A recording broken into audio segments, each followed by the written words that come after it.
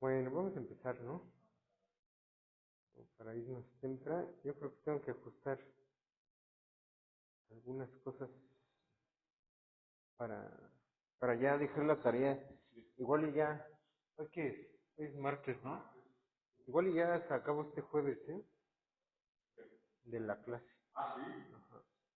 O sea, porque más que nada, o sea, hoy vamos a ver como máximos y mínimos, ¿no? Estamos viendo. Y pues ya hoy pensaba ver como unos teoremas así fáciles, ¿no? Sobre todo que tienen que ver con continuidad. Y luego quería ver otro teorema, pero se me hace que el otro teorema nada más lo voy a enunciar. Y igual yo creo que multiplicadores de Lagrange lo voy a dejar en la tarea, ¿no? Pues ya para cerrar, porque si no, ¿cuándo hacemos su examen? De esta parte. Y, y entonces ya acabaría esta semana. Igual examen la otra semana. Ponerles que escojan qué día quieren el examen. Yo creo que miércoles, jueves o viernes. O viernes. Pero jueves y viernes. Y ya entonces la otra semana ya serían, ya empezarían los exámenes. O sea, hoy es 30, ¿no? Mañana es 31. Ah, yo creo que esa va a ser lo que voy a hacer. Entonces ya para concluir, porque si no. Bueno, entonces, a ver, entonces, ¿qué? ¿Cuál veo primero? Ah, bueno, a ver este de acá.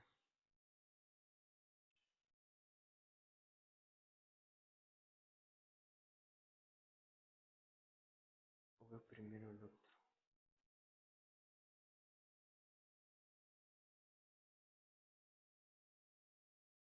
Mm, No, a ver, vamos a ver así como lo tengo en las notas, ¿no? Entonces, a ver, vamos a ver.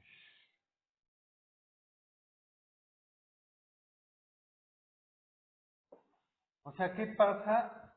¿Qué pasa?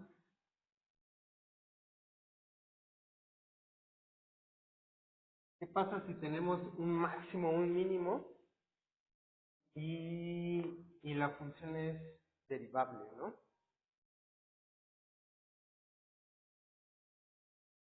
O tal vez ni siquiera derivable, pero vamos a ver, vamos a suponer que es derivable, ¿no? Entonces, por ejemplo, supongamos que aquí está el máximo, ¿no? Sí, puede no ser absoluto, ¿no? Puede ser relativo, ¿no? Pero estoy pintando uno absoluto, ¿no? Pero no importa, ¿no? O sea, por aquí podría tener que la función se va más lejos. Mm, Y entonces aquí, por aquí está un plano, ¿no? Entonces, ¿qué es lo que sucede? Aquí tengo el máximo relativo o absoluto. ¿Y qué es lo que sucede con las derivadas parciales? ¿No? O sea, ¿qué es lo que está sucediendo? Lo que parece que sucede es que el plano tangente que tengo es algún plano constante, ¿no? Es un plano horizontal, ¿no? Y entonces, ¿qué es lo que sucede con los cortes? ¿Qué es lo que sucedería aquí con los cortes?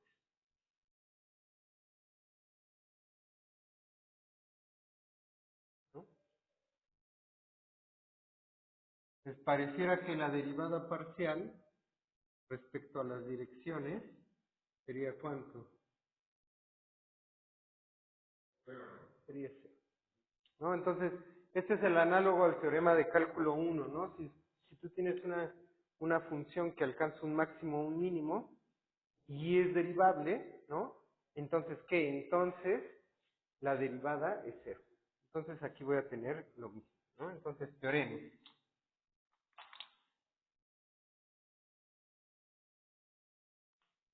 Teorema.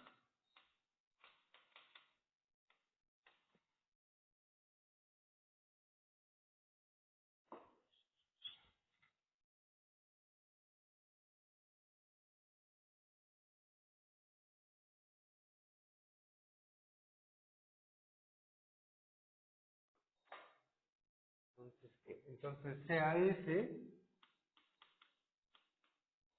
una función que va de un dominio en R de Rn a R, ¿no? Con x0, el vector x0 que pertenece a D, punto interior de D, ¿no? Digo, es suficiente pedir que sea punto interior de D, ¿no? Entonces, ¿qué? En tal que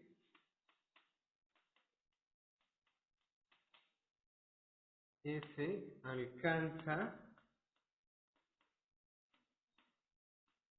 un máximo en x0, un máximo relativo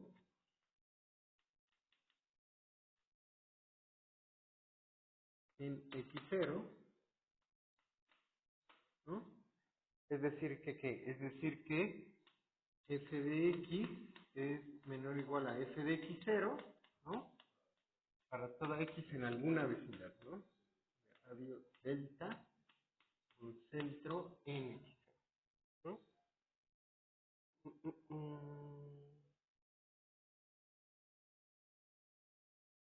O alcanza un mínimo relativo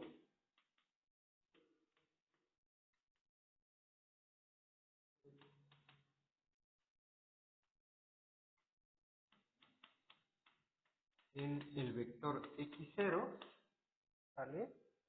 Es decir, f de x0 es menor o igual que f de x, ¿no? Para toda x en alguna bola de radio delta, ¿no? Digo, la bola de podría ser en todo el dominio, ¿no? Podría ser un máximo mínimo, ¿no? Y existen las derivadas parciales de f respecto a xk en x, ¿no? Y para toda k, desde 1 hasta, ¿no? Entonces, ¿qué? Entonces las derivadas parciales, bueno.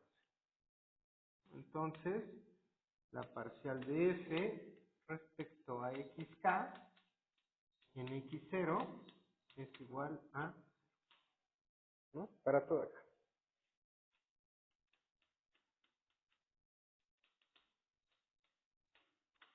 ¿no? ¿Vale? Entonces, de hecho, la demostración es la misma que la de cálculo 1, ¿no?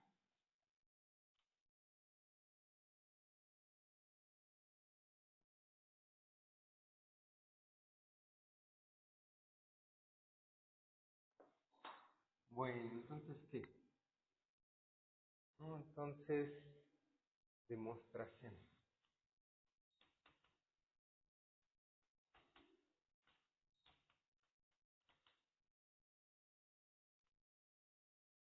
¿Cómo le hago? Pues tienes que acá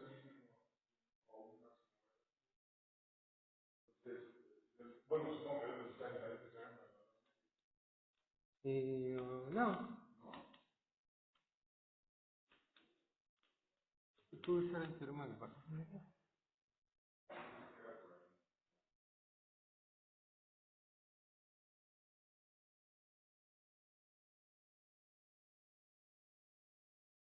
No, porque ¿qué es lo único que sabes es que existe la derivada parcial en x0. No sabes si existen alrededor, ¿no? O sea, para aplicar el teorema del valor medio, tienes que la función, bueno, la derivada parcial de f respecto a xk, tiene que existir en un intervalo, ¿no? Entonces, aquí lo único que sabes es que existe la derivada parcial en este punto, ¿no? Entonces, bueno, primero supongamos sin pérdida de generalidad que f alcanza un máximo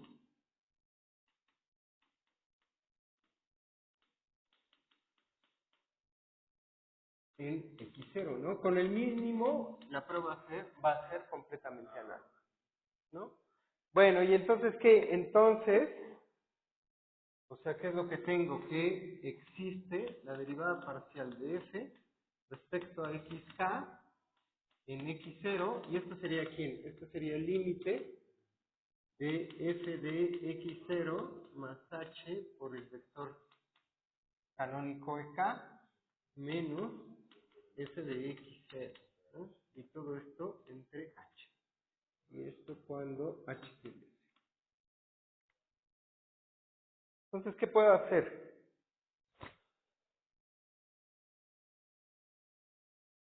¿Ves? O sea, aquí, ¿qué información tengo? Tengo esta de acá, ¿no? Estos números que están aquí están apareciendo aquí en el numerador, ¿no? Entonces, si h es menor a delta, ¿vale? Entonces, ¿qué es lo que tengo? Entonces, lo que tengo es que, como x0 es máximo relativo, entonces f de x0 más h por el vector e a la k, ¿cómo es respecto a f de x0? Menor o igual, ¿no? ¿No? Entonces, ¿qué? Entonces, de aquí, ¿qué es lo que tengo? Vamos a poner esto que tengo aquí como el numerador de este de acá, ¿no? Entonces, ¿qué es lo que tengo? Entonces, para ponerlo como en el numerador, f de x0 más h de k menos f de x0, ¿este de aquí qué? Este de aquí es menor o igual que 0. Puede ser igual, ¿no?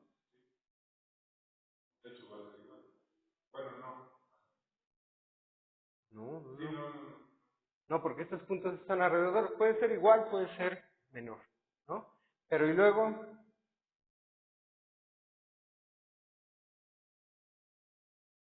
ya tengo este como numerador, ¿no?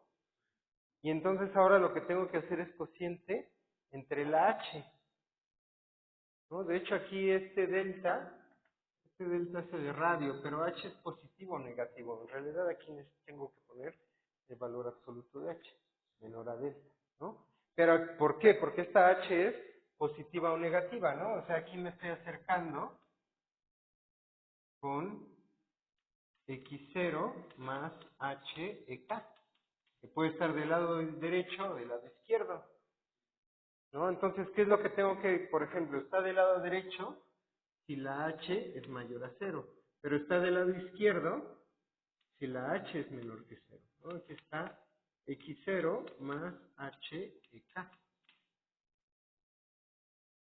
¿no? Y entonces, ¿qué? Entonces tengo dos formas de acercarme, ¿no? Entonces,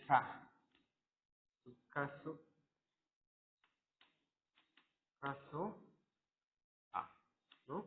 ¿Cuál sería el caso A? El caso A sería h menor a 0, ¿no? Entonces, si h es menor a 0, ¿qué es lo que pasa cuando hago el cociente? Entonces, f de x0 más h por el vector ek menos f de x0, este de aquí es menor o igual que 0, y este de aquí lo divido entre h, que es negativa. O sea, este cociente, ¿cómo es? Mayor o igual que 0, ¿no? Pero si este de aquí es mayor o igual que 0, ¿qué pasa con el límite? Es la derivada. Entonces, la derivada parcial de f respecto a xk en x0, que es el límite de este cociente, de f de x0 más hk menos f de x0 entre h, cuando la h tiende a 0, ¿cómo va a ser? Mayor o igual. Esto si me acerco, ¿por qué? Esto si me acerco por el lado izquierdo, ¿no? Pero ¿qué pasa si me acerco por el lado derecho?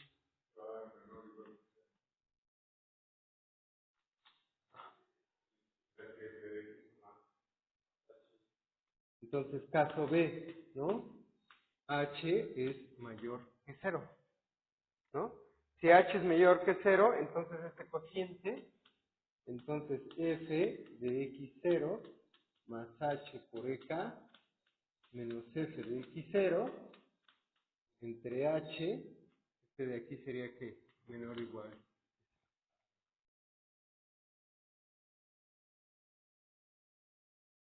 ¿No? Y entonces, ¿qué? Entonces, ¿cómo es el límite? Entonces, la derivada parcial de f respecto a xk en x0, ¿de quién? Del límite, cuando h tiende a 0, de f de x0 más hk, ¿no? Menos f de x0 entre h, de aquí es que, de aquí sería menor o igual,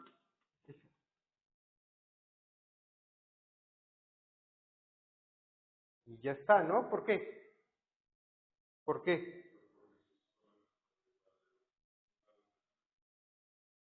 Pero ¿cuál es el argumento que consolida eso? No. No, porque te está diciendo que tú sabes que la derivada parcial existe, entonces te está diciendo que es mayor o igual a 0, y de aquí te está dando que es menor o igual a 0. No puede ser un mismo número, son reales. Ajá. Entonces no puede ser mayor y menor.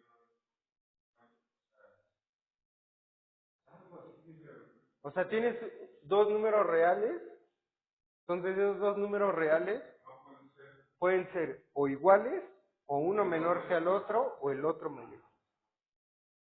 Por eso no. O sea, si aquí de este lado estoy diciendo que es mayor que 0, y de este lado estoy diciendo que es menor, pues no hay ningún problema, ¿no?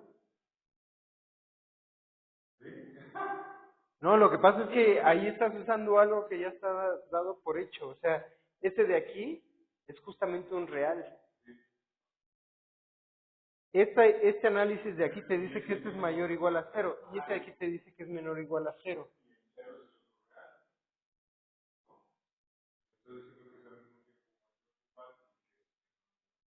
Ajá, pero ¿en qué te estás basando? O sea, te está diciendo, esta derivada puede ser 2, y esta derivada puede ser menos 1.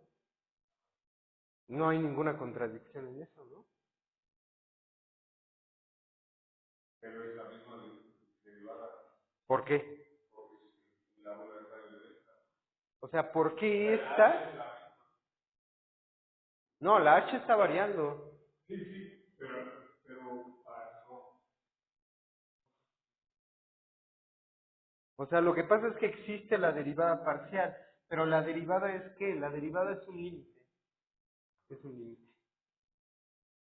Y entonces el límite es ¿qué? El límite es único. O sea, sí, este es uno, pero porque el límite es único, ¿no? Como el límite es único, como existe el límite de la derivada,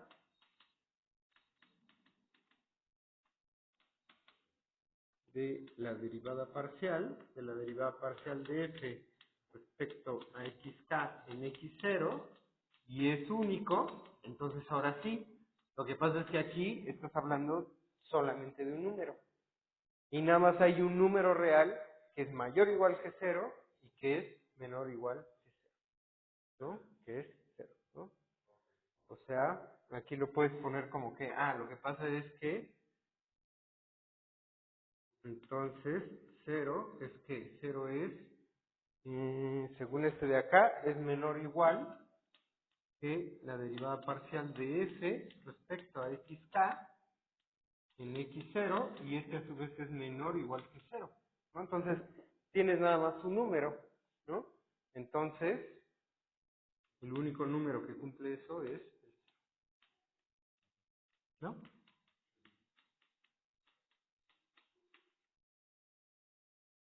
Y eso para toda acá, ¿no?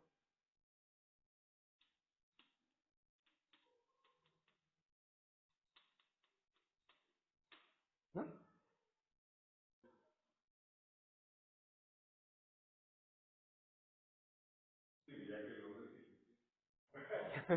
No, no, no, sí, es como una cosa así, de dar el paso final, que a veces puede ser como muy intuitivo, ¿no?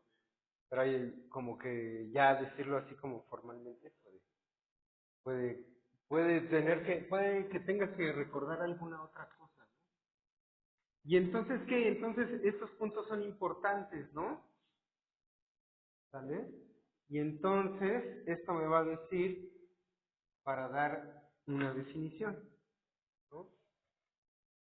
Ahora, esta definición va a ser un poco más amplia que la de cálculo, ¿no? Definición. Sea F un campo escalar de un dominio D contenido en Rn, en R, ¿sale? ¿Qué más? Tal que con x0, a ver, aquí punto interior,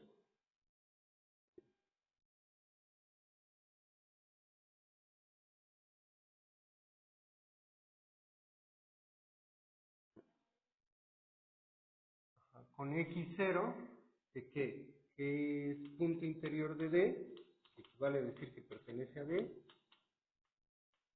o que implica que es punto interior de D, ¿no? Si existen las derivadas parciales de f respecto a xk en x0, ¿sale? Y son igual a 0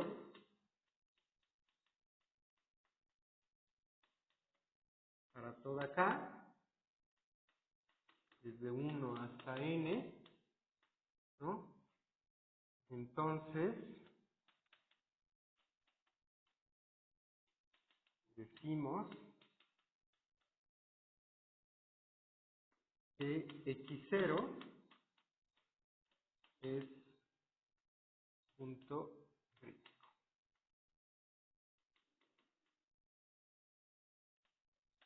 de f y f de x0 es su valor crítico,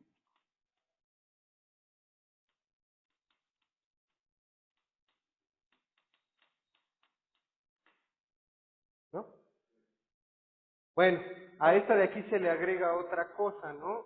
En este caso va a ser un punto crítico de esa forma, o si no existe alguna derivada parcial, ¿no? También lo voy a llamar punto crítico, ¿no? O si no existe la derivada parcial de f respecto a xk0 en x0 para alguna k0 que vaya de 1 hasta... Entonces, un punto crítico, aquí le estoy agregando esto, ¿no? En cálculo real, un punto es crítico si nada más que, si nada más la derivada en ese punto es 0, ¿no? Y en este caso voy a agregar esta información, ¿no? Entonces, también los puntos donde no exista esta derivada, le voy a llamar que es un punto crítico, ¿no? Y eso tiene que ver porque entonces ya tengo la gráfica de la función, el dominio de la función ya son muchos más amplios y entonces voy a necesitar agarrar otro tipo de conjuntos, ¿no? ¿Sale? Bueno, y entonces, ¿qué? Esta es una definición y luego otra definición, ¿no? Si la derivada de f en x0 es 0, entonces todas sus derivadas parciales valen 0. No, lo dije mal. Perdón. Si todas las derivadas parciales de f en x0 son 0, entonces tengo un máximo o un mínimo. Eso pasaba, por ejemplo, en cálculo 1. En cálculo 1, ajá, era punto de inflexión, ¿no? Entonces de aquí puede suceder como justamente en el ejemplo de la silla de montar, ¿no? Que lo que sucede es que, pues sí es máximo en una dirección y es mínimo en otra dirección. O simplemente f de xy igual a x cúbica, ya, esa le pasa eso, ¿no? No hay punto de inflexión, digo, no es ni máximo ni mínimo en el origen, ¿no? ¿Vale?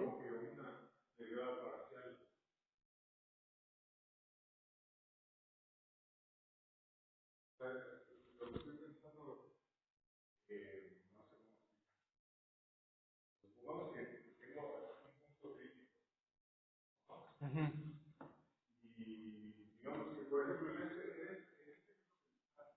Ujú.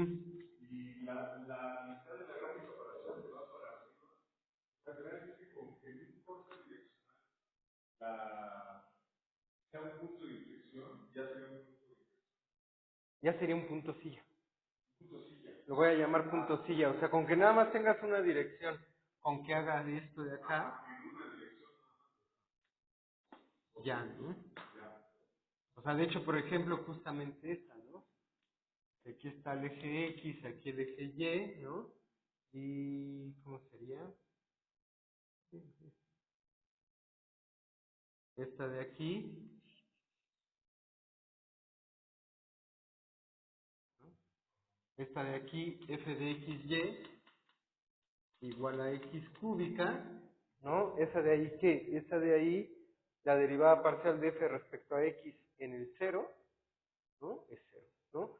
La derivada parcial de f respecto a y, sin importar la y, ¿no?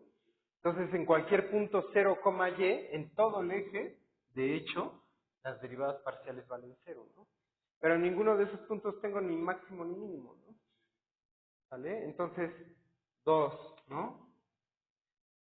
Mm, si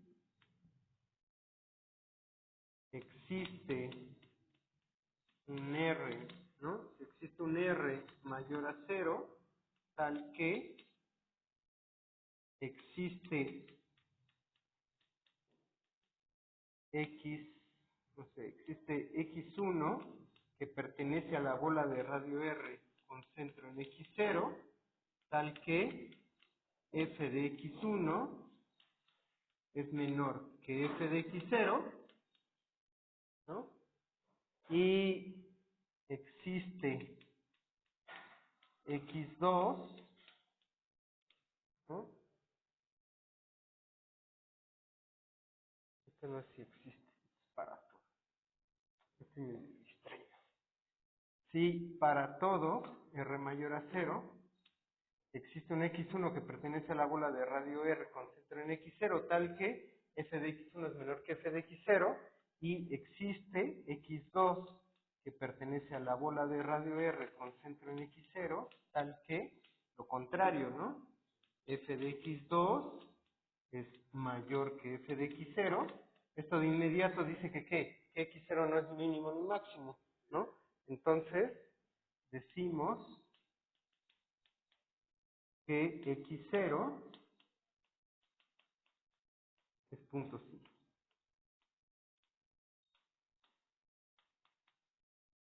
Punto silla de.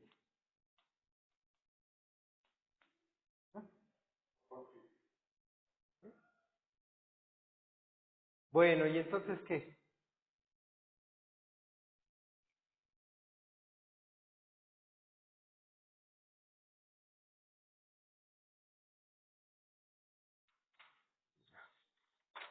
No, entonces, ahora sí. Entonces, ¿qué pasa con las funciones continuas? ¿Te acuerdas de los teoremas fuertes de continuidad? ¿No?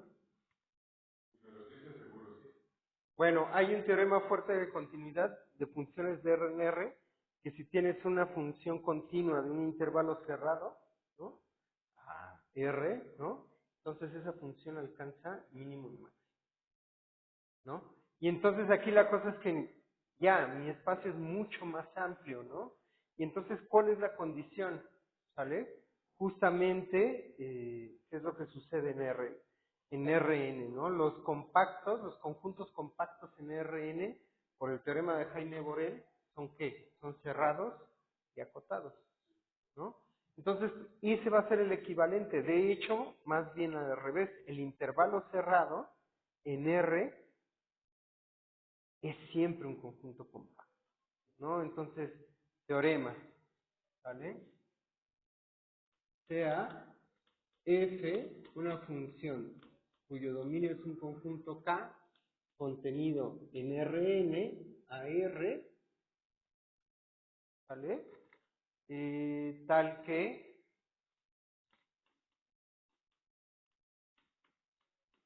K es un compacto, K es un conjunto compacto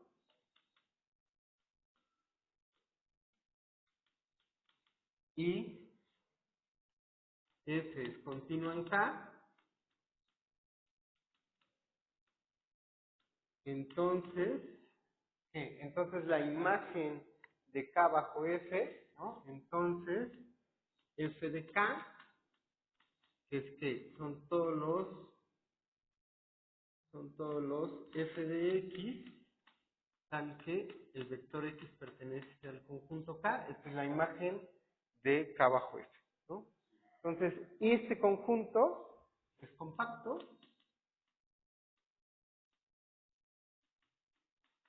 ¿no? Este conjunto es compacto y F alcanza un máximo y un mínimo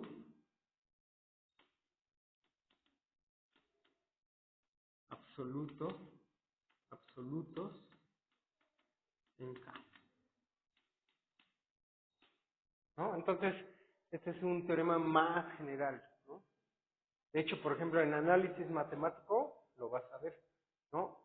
Si tú tienes una función continua de un espacio topológico cuyo dominio es un conjunto compacto y la imagen es un espacio métrico, ¿no? Entonces, la función alcanza un máximo y un mínimo en la norma de, del espacio. Entonces, pues eso. ¿Sí?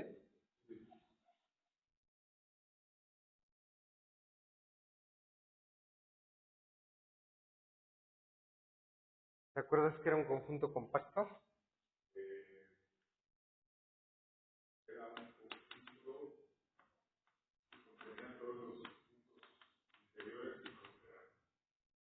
No, ese es el cerrado. Demostración. ¿No? Un conjunto compacto es aquel que para toda cubierta abierta, o sea, si yo me tomo mi conjunto, ¿no? O sea, aquí está, vamos a ponerlo, ¿no? O sea, aquí está K, ¿no? ¿Tengo que qué? O sea, aquí hay una cubierta, no menor, sino finita.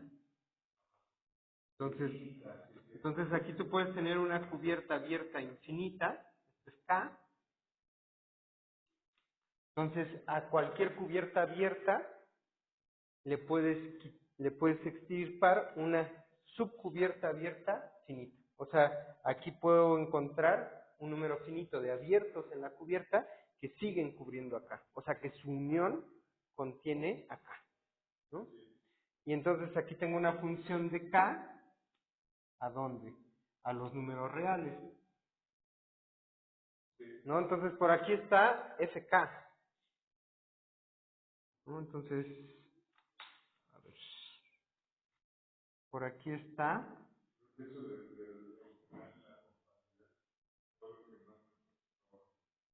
No, es que ese concepto es difícil. No, no es trivial. ¿no? Y todavía, por ejemplo, en cálculo, tienes la herramienta de que un compacto es lo mismo que un conjunto cerrado y acotado. Pero ya cuando te sales de Rn, eso no pasa necesariamente. No, lo único que sabes es que un conjunto compacto es un cerrado. Pero lo acotado puede no suceder. ¿No? Entonces ya cuando te sales de Rn, ver compactos, tienes dos cosas para verlo. Uno es que cualquier cubierta abierta que cubre el conjunto tiene una subcubierta abierta finita que sigue pues, cubriendo el conjunto. ¿No? Y la otra forma es que para cualquier sucesión de puntos que vayan, eh, para cualquier sucesión de puntos en K, existe una subsucesión de esos puntos que convergen a un punto de K. ¿No? Entonces, esa te da chance, nada más que ahí, por ejemplo, las sucesiones, convergencia de sucesiones, depende de qué, depende que el conjunto al que estás llegando sea un espacio métrico, porque ahí tiene sentido la convergencia de sucesiones, ¿no? Y en general, entre espacios topológicos, que ya es como una clase así como que si quieres ver, en espacios topológicos tienes otras herramientas como parecidas pero más generales, que se llaman redes y filtros. Entonces, en redes y filtros hay cierta convergencia. Bueno, entonces fíjate, aquí tengo un conjunto FK. Lo que voy a checar primero es que FK es compacto, ¿no? Entonces, ¿qué? Entonces, de aquí, ¿qué es lo que tengo que hacer? Lo que tengo que hacer es dar una cubierta abierta de FK, ¿no? Entonces, ¿qué? Entonces, sea omega, le voy a llamar omega, igual a que a un conjunto o una colección de conjuntos gamma alfa, tal que alfa pertenece a algún conjunto, ¿no? De índices, ¿no? O sea, puede ser finito, puede ser numerable, puede ser infinito de cualquier cardinalidad, ¿no? Entonces sea omega igual a los conjuntos omega alfa para alfa que pertenece a un conjunto de índices A, ¿no? Y este de aquí lo voy a hacer cubierta, abierta, ¿no? Abierta, no, de FK. O sea, lo que tengo que checar es que puedo sacarle una cubierta, una subcubierta abierta finita a ese omega, para que sea compacto, ¿no? Entonces, ¿qué es lo que tengo? Lo que tengo es que la F es continua. Entonces, esos son conjuntos abiertos. Entonces, lo voy a echar hacia atrás y como la F es continua, su imagen inversa va a ser un abierto, ¿no? Entonces, me voy a fijar en algún gamma, ¿no? Sea omega, digo un omega alfa, ¿no? ¿No? Que pertenece a omega, ¿no? Este de aquí es un abierto, ¿no? Voy a poner que es un abierto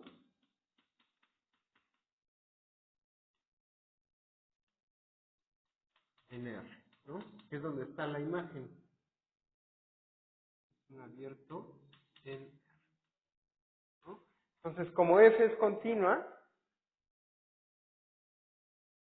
como F es continua en K, ¿no? Existe, entonces, existe un abierto, que lo voy a llamar G alfa,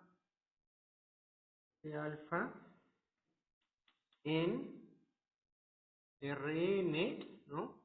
Tal que la imagen inversa F a la menos 1, ¿de quién?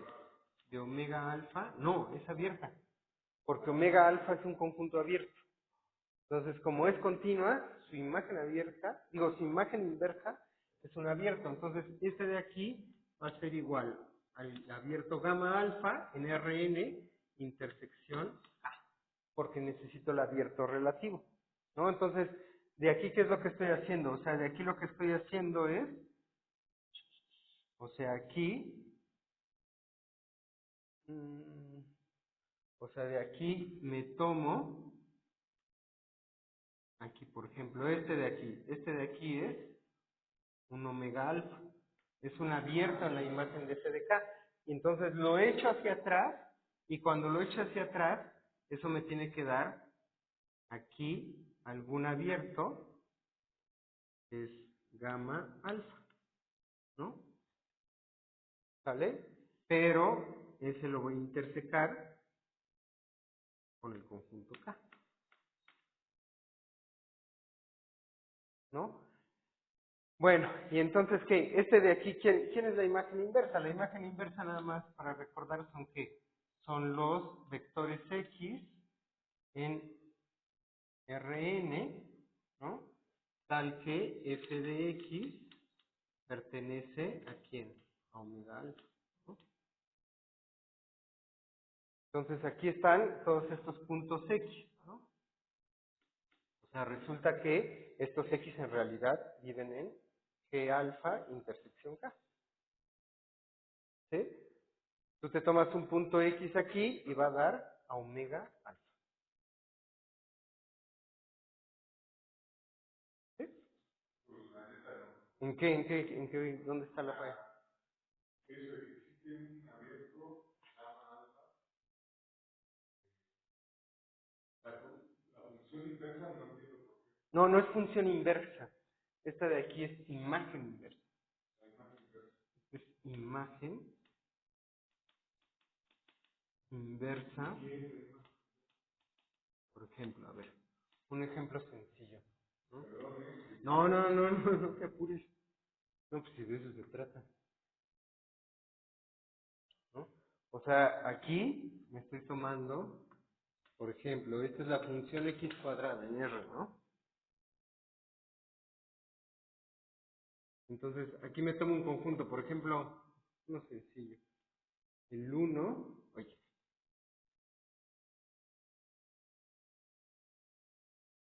el 1, 4. 1, 2. Entonces, ponte que este es el 1, 4. ¿Cuál es la imagen inversa de 1, 4? Es decir, ¿cuáles son los puntos X, en este caso en R, tal que al aplicarle la función se convierten en el conjunto 1, 4, en el intervalo cerrado 1, 4. ¿Puntos X? Ajá. ¿Qué puntos aquí en el dominio? De 1 a 2. ¿No? Entonces aquí, bueno, quedó un poquito fea, pero ponte que este es el 1, ¿no? Y entonces aquí está el 2, ¿no? Entonces, cuando tú le apliques la función a todo el intervalo 1,2, va a caer en el intervalo 1,4. ¿Esos son los únicos puntos?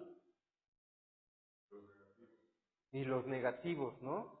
Entonces aquí hay un conjunto de puntos, que es ¿quién? Menos 1, ¿no? Bueno, de hecho, menos 4,1, tal que cuando le apliques la función, entonces, ¿qué? Entonces, se convierten en 1,4, ¿no? ¿Sí? Entonces, la imagen inversa, entonces de aquí, la imagen inversa del conjunto 1, 4 es el intervalo cerrado menos 4 menos 1, unión,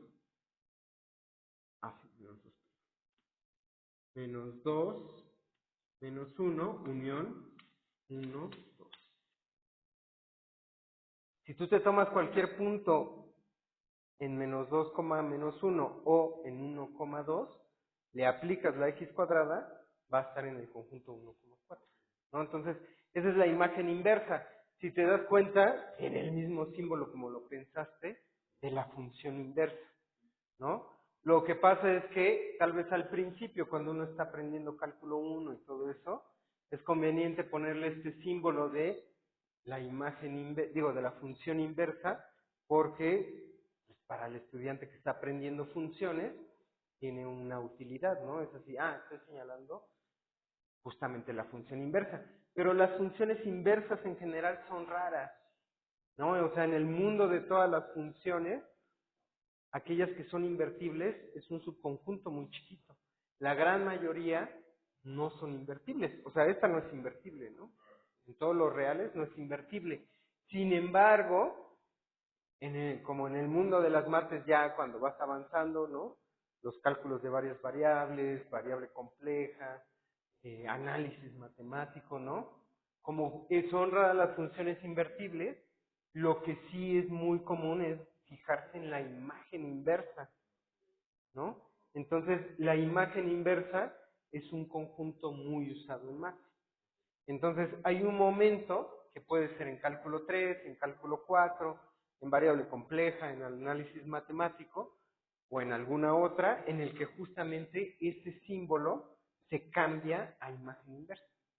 A menos que se esté hablando de función inversa. Hay otro símbolo, hay algunos libros de cálculo que justamente como el estudiante apenas está aprendiendo eso, le pone otro nombre, le pone F estrella, ¿no? Pero esto de aquí deja de ser usado, o sea, ya en mate más actual, ¿no? Por ejemplo, en los artículos, si tú te agarras un artículo de mate, a este de aquí no le van a llamar imagen inversa, a este de aquí va a ser imagen. A menos que en el contexto se diga, esta función es inversa. Entonces, por eso, este de aquí no es la función inversa. No tiene por qué ser, no tiene por qué existir la función inversa, ¿no? Este de aquí es una función continua y no tiene función inversa, ¿no? ¿Sale? Bueno, entonces, eso por un lado. Por otro lado, ¿sale?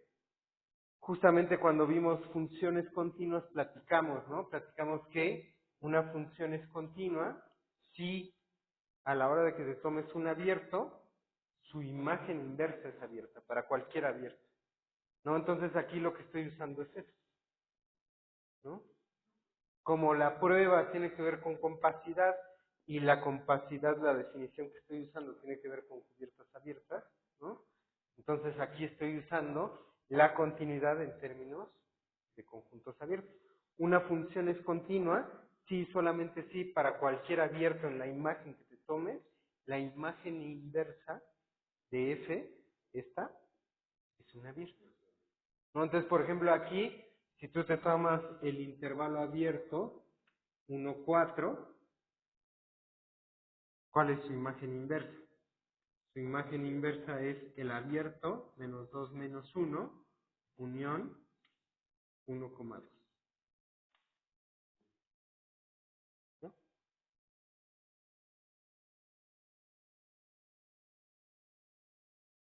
Y entonces, ¿qué? Entonces, por eso estoy poniendo, como la F es continua, me estoy tomando un abierto, omega alfa, le estoy calculando la imagen inversa, y como la F es continua, entonces va a existir un abierto G de alfa, ¿no? Que justamente es es un abierto en el dominio, y justamente lo que voy a hacer es intersecarlo con K. Este de aquí en realidad es un abierto relativo a K, ¿no? ¿Sale? Mm, mm, mm. ¿Vale? Digo, ahí en realidad no va a importar mucho que sea un abierto relativo. Pero la cosa es que, ¿qué? La cosa es que acabo de echar hacia atrás este abierto y acaba de caer aquí, ¿no? Entonces, ¿ahora qué voy a hacer? Ahora lo que voy a hacer es checar que efectivamente para cualquiera, o sea, para cualquier x en k que me tome, existe justamente un g de alfa, ¿sale? Y entonces va a ser una cubierta abierta. ¿Sale? Por otro lado,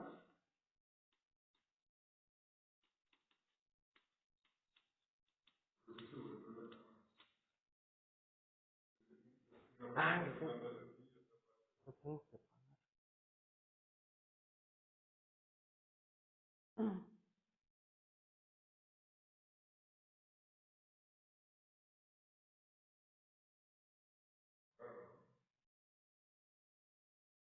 ay, ay, se me olvidó pagarla. Ah, es que te digo que este no funciona bien.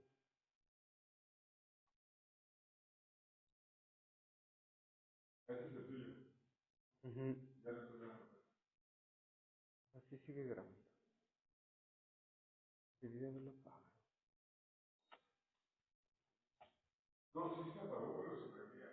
Sí. Ah, es que no, le apreté sin querer con el botón de permiso. Bueno, por otro lado, ¿no? Si X pertenece acá, ¿no? Entonces f de X, pues está en la imagen de f de K, ¿no? Entonces, f de X pertenece a la imagen f de K, ¿no? Y entonces, ¿qué? Entonces, como omega es una cubierta de la abierta de FK, ¿no?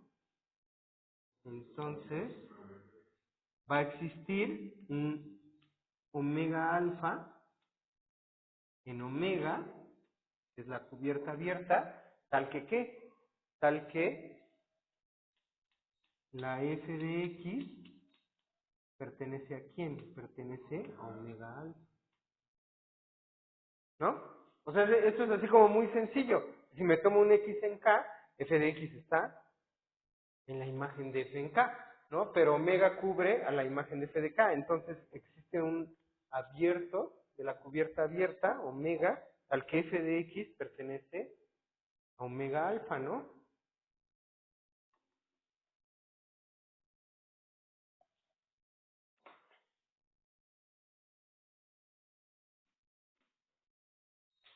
Y entonces, ¿qué? Entonces, si tengo eso de acá, ¿qué es lo que sucede? Ah, entonces f de X pertenece a omega alfa, y entonces cuando tome la imagen inversa de f de X, ¿en dónde va a estar? En g de alfa, ¿no? O sea, porque g de alfa, intersección K, g de alfa, ¿sale? Justamente es la imagen inversa de omega alfa, ¿no? Entonces, X pertenece a G de alfa, ¿no? Y eso para cualquier X que está en K, ¿no? Entonces, G, que la defino como los G de alfa, tal que alfa pertenece al mismo conjunto A, es una cubierta,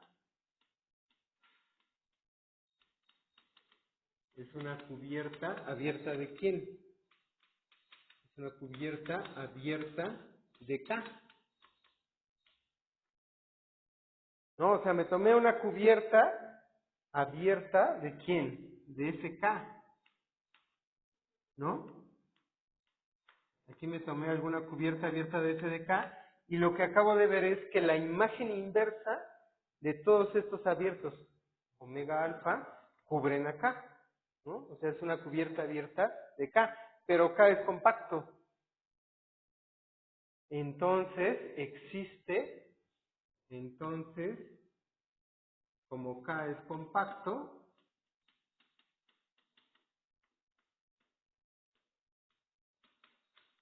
¿no? Existe una subcubierta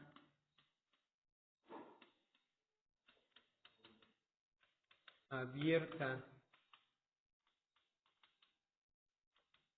finita, que la voy a llamar G', que tiene a un G alfa 1, G alfa 2, hasta ¿quién? Hasta G alfa N, ¿sale? Que cubre acá,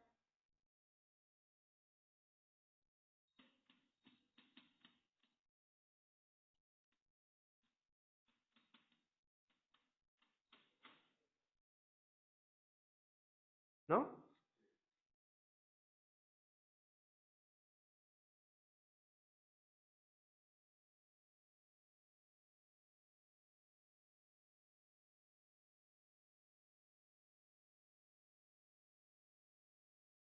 Y entonces, ¿qué?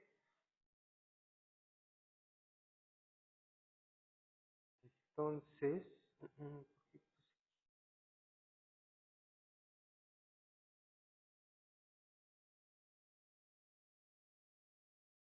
¿vale? Entonces ahora lo que quiero ver es que, ¿qué?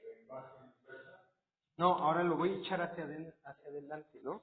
O sea, ya de aquí yo obtuve G de alfa 1, G de alfa 2, G de alfa 3, ¿no? Un número finito, ¿no?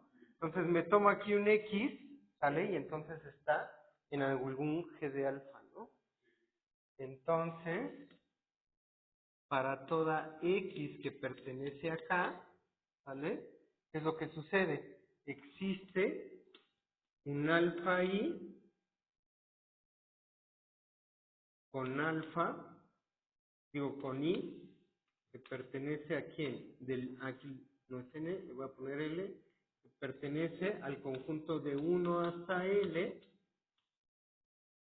¿no? Tal que qué? Tal que X pertenece a quién? A G de alfa I.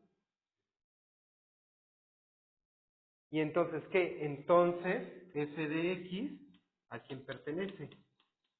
Este pertenece a g de alfa i, entonces va a pertenecer a omega alfa i, ¿no? Porque estos omega de alfa i, estos g alfas los construí a partir de los omega alfa i.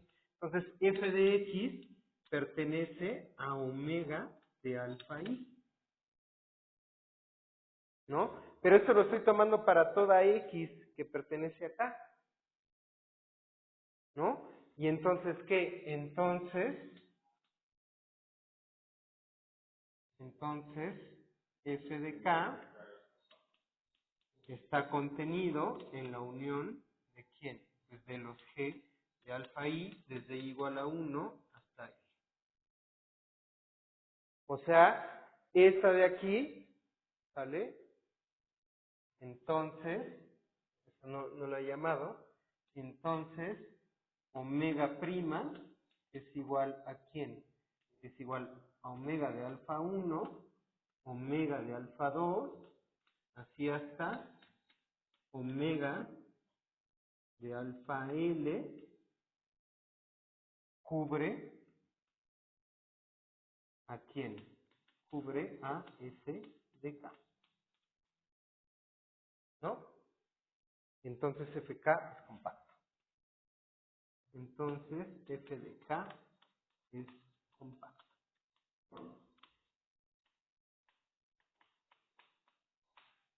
¿no?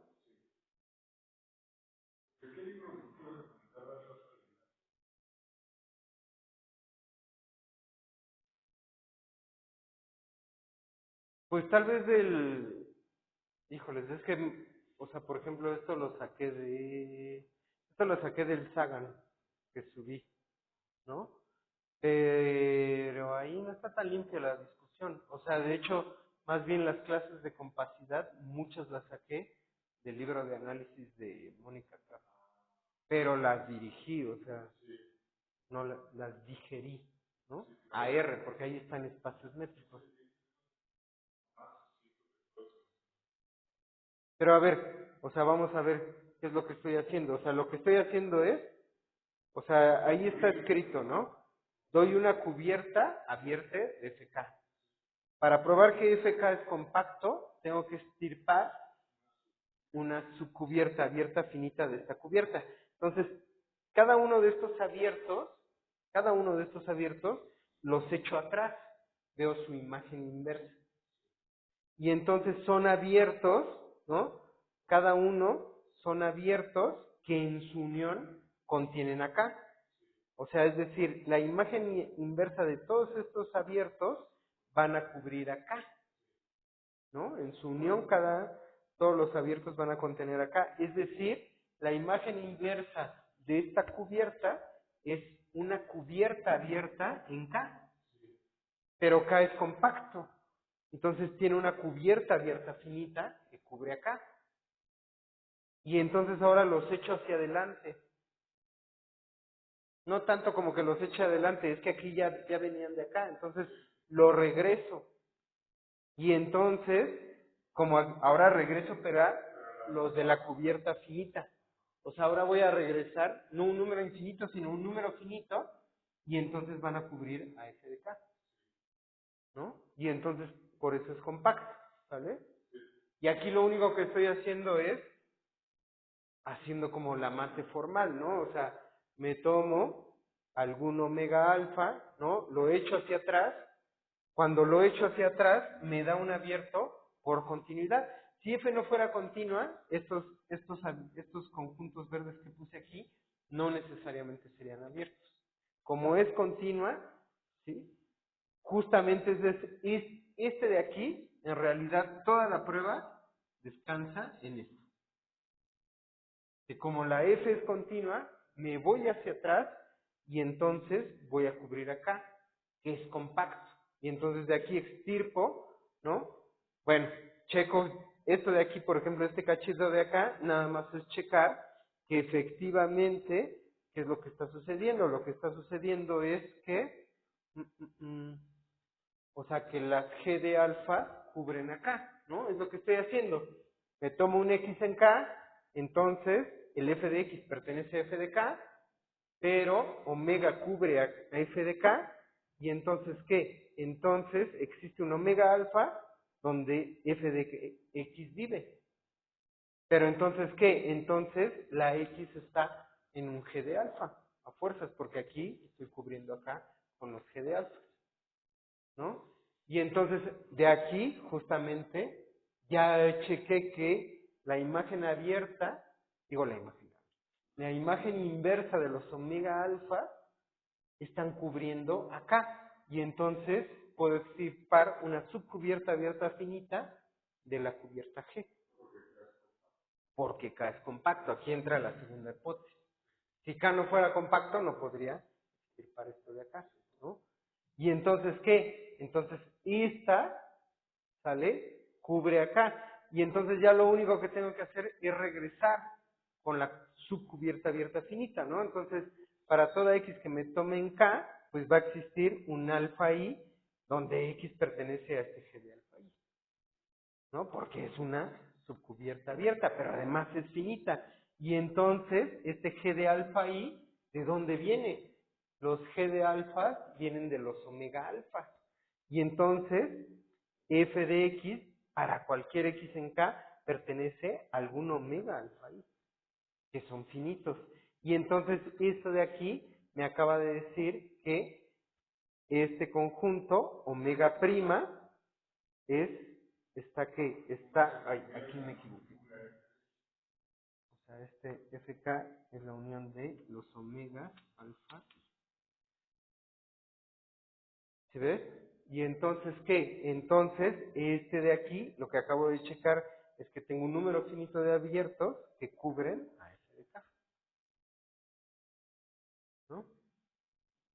¿Ves? También por eso ya estoy cansado, me empiezo a equivocar, ¿sí ves? Bueno, entonces cubre a f de k y entonces f de k es compacto, ¿sale?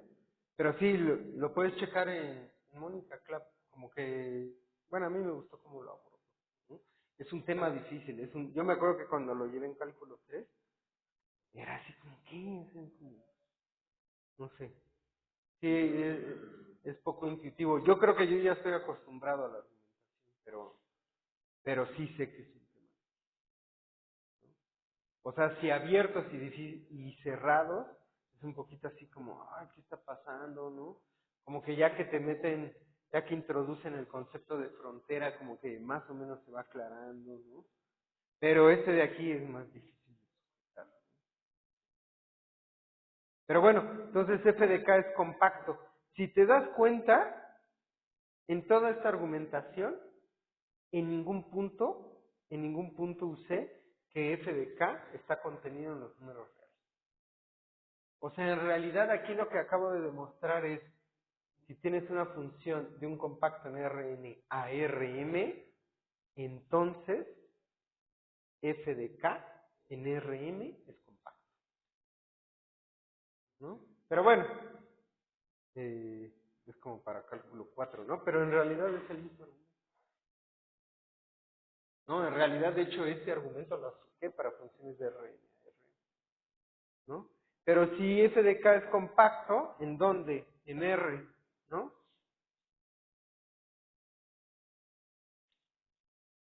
¿No? F de k es compacto en R, entonces ¿qué?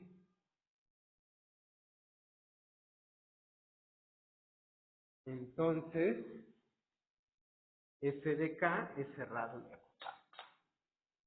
Entonces, f de k es cerrado y acotado. ¿No? Entonces, es cerrado y acotado, o sea, parece ser que voy a alcanzar mínimo y máximo, ¿no? ¿Sale? Entonces, nada más me hace falta checar algo. Aquí voy a poner lema, ¿no? Lema. ¿Cuál es el lema, no? Si K, contenido, le pongo el mismo K, le voy a poner otra palabra, ¿no? Le voy a poner el f de K. Si f de K está contenido en R, es compacto, ¿no? Es compacto, entonces es cerrado y acotado, entonces tiene un supremo y un ínfimo, ¿no? Entonces, el supremo de f de K pertenece, pertenece a f de K. Y el ínfimo de f de K pertenece a f de K, ¿no? ¿Sale? Eso en realidad para cualquier conjunto, ¿no? Si le puse K. Entonces no quiero confundir con esa K, ¿no? Y entonces, ¿qué? Entonces el supremo pertenece a f de K y entonces este de aquí es el máximo, ¿no? Entonces, o sea, ya de aquí es inmediato que el máximo de f de K es el supremo, es igual al supremo de f de K, ¿no? Y el mínimo de f de K es el ínfimo de f de K. Aquí sí voy a usar que estoy en R. Aquí sí voy a usar que f de K está contenido en R. ¿No? En general el resultado queda en que f de K es compacto, ¿no? Pero ya, en general si caigo en Rn, pues en en Rm lo tengo, ¿no? A menos que m sea 1, ¿no? Bueno, entonces ya, nada más probamos ay, no es tan temprano, demostración,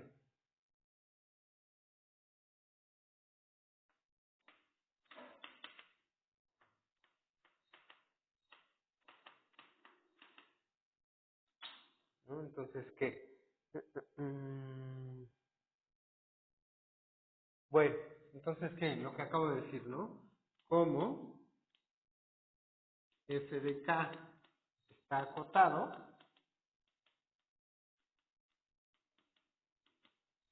y r es completo, ¿no? Entonces, ¿qué? Entonces, f de k, entonces existe el supremo de f de k, ¿no?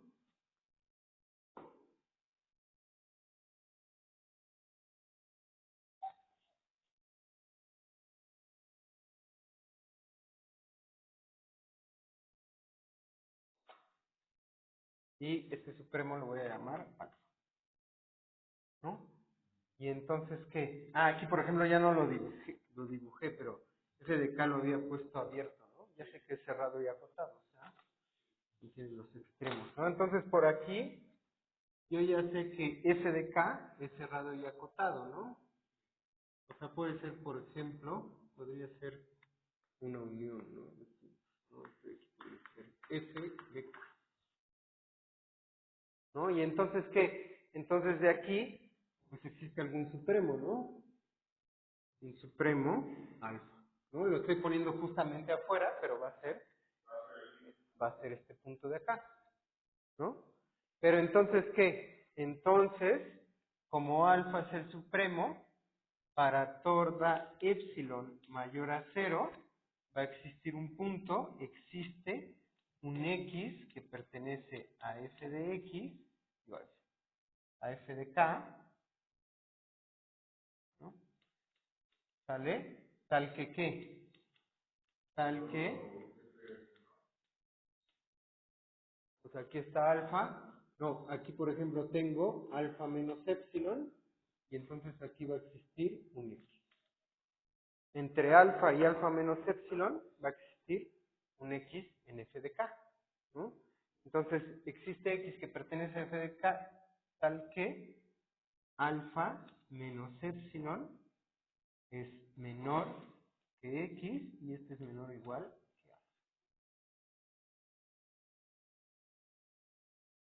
¿No? Entonces, ¿qué? Entonces necesito argumentar que x es igual. Ah, de hecho aquí, ¿qué letra usé? Aquí usé una A.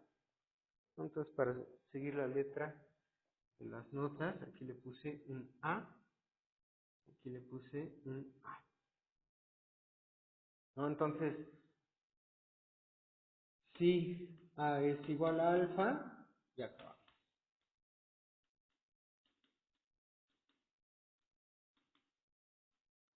¿No? Porque es lo que quiero demostrar, ¿no? Que el supremo está en el conjunto de K, ¿no? Y entonces, ¿qué es lo que puede pasar? Lo que puede pasar, la otra, ¿sale? Es que, pero no quiero llegar por contradicción, lo voy a hacer un poquito más elegante, ¿no? O sea, lo que voy a decir es, caso 2, A pertenece a una bola de radio, le puse delta, sí, a una bola de radio delta en torno de,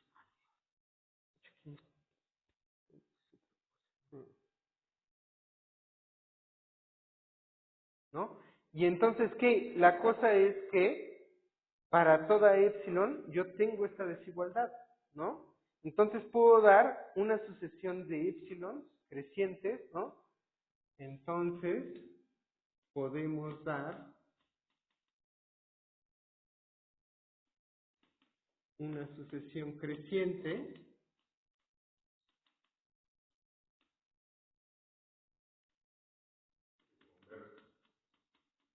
de epsilon, ¿no? O sea, le voy a poner aquí de epsilon n o de epsilon k que converja a cero, ¿no? Entonces de aquí, ¿qué es lo que voy a hacer? Aquí tengo este a alfa menos epsilon k, se va a ir hacia quién? Se va a ir hacia, a ver, le voy a poner, aquí la k ya lo estoy usando para el conjunto, ¿no? Cuando m tiende, ¿no? Y entonces, ¿qué? Si las epsilon m crece hacia cero, bueno, se va hacia una sucesión creciente, no, en realidad decreciente, ¿no? Porque las epsilon son positivas. Sí, la epsilon la estoy haciendo más chiquito, ¿no? Entonces, este es decreciente, entonces menos epsilon m es creciente, ¿no? Entonces, ¿qué? Entonces, pero sería al revés, ¿no? ¿Cómo? Creciente, entonces menos. No, porque las epsilon son positivas. O sea, entonces, ajá, se acercan a cero. Entonces aquí tengo epsilon 1, epsilon 2, ¿no? Y ya cuando las haces menos epsilon son crecientes. O sea, lo que me interesa es que, lo que me interesa en realidad aquí es, aquí tengo epsilon m, aquí tengo xm, ¿no? Y entonces existe una función creciente, digo, una sucesión creciente,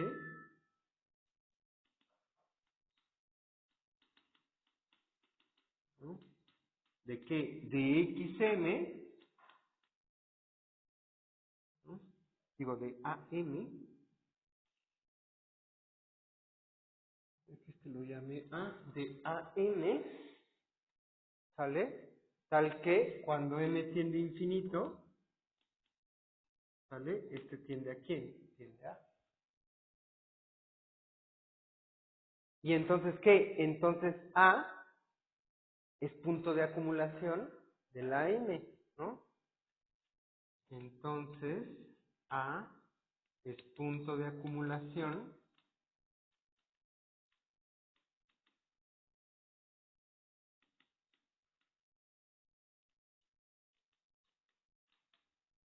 ¿no? Es punto de acumulación del conjunto AM,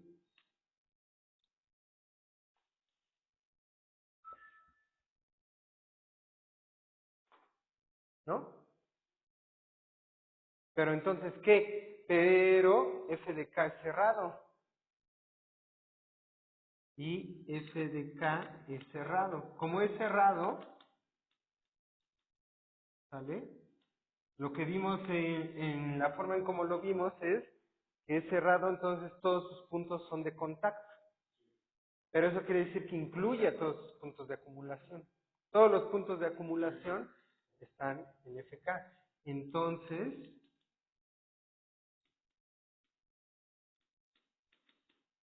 FK contiene a todos sus puntos de acumulación.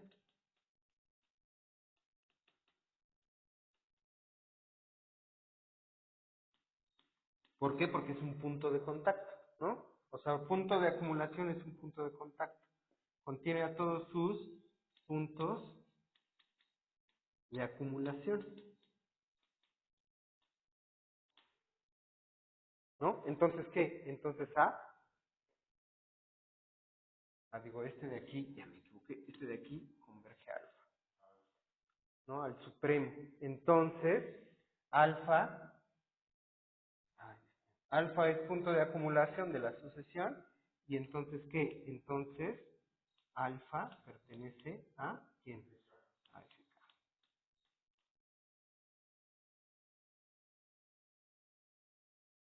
¿No? Entonces, acabo de checar que un conjunto compacto en R contiene a su ínfimo y a su supremo. Y entonces, el supremo y el ínfimo son el mínimo. Y entonces, ¿qué? Entonces, este es análogo, ¿no? Y este puede servir, o sea, si tú estás modelando algún problema, tu función es continua y te interesa optimizar, si tu dominio, si te tomas algún dominio compacto, entonces vas a alcanzar mínimo y máximo, ¿no? O sea, puedes minimizar pérdidas, puedes maximizar ganancias. ¿Sí? ¿Dudas, preguntas? No, entonces este fue como un poquito un regresito a compacidad, ¿no? A topología, ¿no? Este, por ejemplo, es justamente una de las cosas que se usan de topología en cálculo.